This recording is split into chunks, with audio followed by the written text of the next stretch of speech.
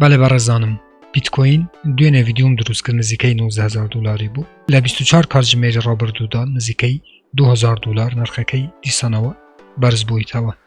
بەڕاستی بەڕێی ئێوە بیتکوین دیسانەوە ئێمە بیتکوینی 30-45 بوو 50,000 دلاری دەبینین کە من هەموو جارە پێتان ئەڵێم 2023 دەبێتە مایای خۆشی هەمومان چونکە هەروەکو دەبینن کە بیتکوین هەر بەرەو هەڵکشانە و لەگەڵ بیتکوینیش ئازیزان ئەو میمکوینانە کە هۆڵتان کردووە ئەمانوێ سەیری ئەو میمکوینانەش بکەین کە ئایا لەگەڵ هەڵکشانی بیتکوین کە بیتکوین سەتا نوهات بوو 95 تاسیل لە هەموو دراوە ئەلکترۆنیەکانەکە کە وەزعی ئەوان چۆنە لەگەڵ هەڵکشانی بیتکوین.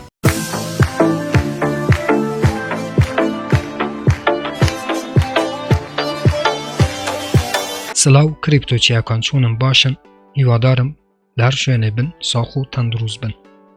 لێرە چەنێلی خۆتان چەنێلی بەدەستێنانی پارە لە ئینتەرنێتە کە من نیهاتموئین بە شێوەیە ڕێکوپێک هەموو ڕۆژانی شەمە دووشەمە چهارشەمە و هەینی ویدیۆکانی سەبارەت بە کریپتۆکارەنسی یاخود هەمان دراوی ئەلکترۆنی لەناو ئەم چەنێلە ئاپلۆد یاخود پەخشەکەم بۆ ئەوەی زانەری ئێوە لەبارەی کریپتۆکارەنسی ببەمە سەرەوە هەروەها ئێوە بتوانن لە ڕێی ئەو چەنێلەوە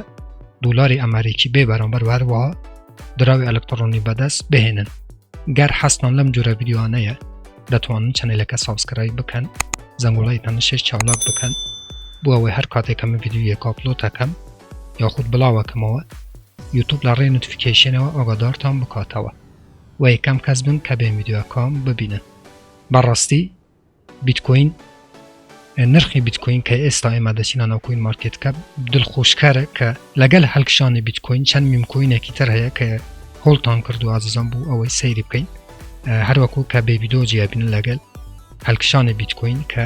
ئێستا لە 8 سفرەوە لە 9 سفرەوە ببوون هاتەوە 8 سفر 1138 کە من پێشتر کە کاتێکە دۆچکۆین هاتەوە 9 سفری سیگنالی ناڕاستەوخۆ بە ئێوەمداوە وتم کە ئەم میمکوینانە بکڕم بۆ ئەوەی لە ساڵی 2023 دا بەڕاستی قازانجێکی باش بۆیەوە هەبێت و هەروەها شیبا ئینوش کە ئەویش لە 508ەوە هاتەوە 4 سفری کە لەگەڵ هەڵکشانی بیتکوین بەڕێزانم ئەمەش دۆچکۆینە لەگەڵ هەڵکشانی بیتکوین هەموو دراوە میمکوینەکان بە تایبەتی کە 1995 پێیوەسم بە بیتکوینەوە ئەوانش بەرەو بەرزبوونەوەیەکی باش چوینە. ئامادە بم بۆ ساڵی 2023 بەڕێزانم کە باشترین ساڵ دەبێت بە ڕێی من بوو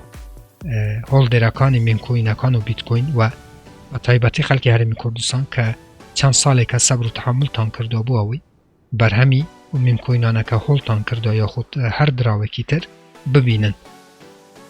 چاوەڕێی بیتکوین بن ئینشاڵڵا بەڕێزانم دیسانەوارم ئینشاڵڵا کە بەرەو بەرزبوونەوە بوو 35 بوو 50,000 دلار. ئیتر هیچ قسێکی ترم نییە هەمووتان بەخۆی گەورە سپێرم خوا یار و پەنای ئێوە بێت خواتان لەگەڵ.